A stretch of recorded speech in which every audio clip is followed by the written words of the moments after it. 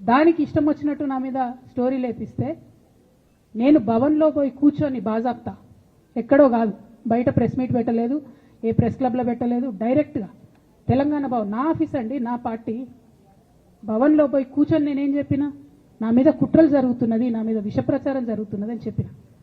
నేను రామన్నను బుజ్జగించి గడ్డం పట్టుకొని అడుగుతా ఉన్నా, అన్న నీ చెల్లెని,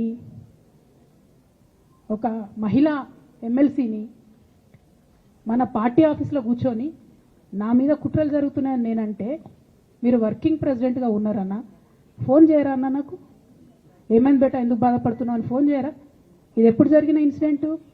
లేక లీక్ కాకముందు, నేను నా కొడుకు గ్రాడ్యుయేషన్కి అమెరికా పోకముందు, అంతకుముందే. మరి మీరు వర్కింగ్ ప్రెసిడెంట్ కదన్నా, నేను పార్టీ ఎమ్మెల్సీని కదా. చెల్లెలు అన్న బంధుత్వాలు పక్కన పెడదాం ఒక్క నిమిషం. ప్రొఫెషనల్ సెటప్లో ఒక పొలిటికల్ పార్టీలో ఒక మహిళా ఎమ్మెల్సీ భవన్లో కూర్చొని నా మీద కుట్రలు జరుగుతున్నాయంటే మీరు మాట్లాడినరా అన్న? 103 రోజులు అయిపోయిందన్న ఇయ్యాలటికి, ఒక్క మాట మాట్లాడినరా? కేసీఆర్ గారు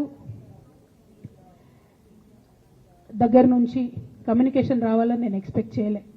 వారు పెద్దవారు, వారికి అనేకమైన పనులు ఉంటాయి. మొత్తం పార్టీని ఇప్పుడు పునర్నిర్మించుకోవాల్సిన అవసరం ఉంది. తెలంగాణకు జరుగుతున్నటువంటి అన్యాయాన్ని వారు ఎప్పటికప్పుడు దిశానిర్దేశం చేయాల్సిన అవసరం ఉంది. కానీ వర్కింగ్ ప్రెసిడెంట్ గారి దగ్గర నుంచి ఫోన్ రాకపోవడం మాత్రం ఒక మాట అనిపించింది నాకు. నేను కేసీఆర్ గారి బిడ్డను, నేను కూర్చొని ప్రెస్ మీట్ పెడితేనే రెస్పాన్స్ రాలేదంటే మరి ఇంకో మామూలు మహిళా కార్యకర్తకు బీఆర్ఎస్ పార్టీలో మన అన్యాయం జరిగితే రెస్పాన్స్ వస్తుందా? నాకైతే అనిపించలేదు, వస్తుందేమో నాకు తెలియదు. కానీ నేను ఒక మాటకు నాకు సంతోషం అనిపించింది. నాకు నోటీస్ రాగానే అక్కడ మహిళా ఎమ్మెల్సీలు కూర్చొని, మహిళలందరినీ కూర్చొని, ఫస్ట్ టైం అనుకుంటా భవన్లో 5 మహిళలు కూర్చొని ఇండిపెండెంట్గా ప్రెస్ మీట్ మాట్లాడింది. చాలా సంతోషం. ఇటువంటి అంతర్గత ప్రజాస్వామ్యం రావాలనే నేను కోరుకున్నా. మహిళలకు, ఎస్సీలకు, ఎస్టీలకు, బహుజనులకు కోటరీల అడ్డంకులు లేకుండా యాక్సెస్ రావాలి, అది మైక్కి యాక్సెస్ రావాలి, బాస్కి యాక్సెస్ రావాలనే నేను అనుకున్నా. అది జరిగింది, చాలా సంతోషం.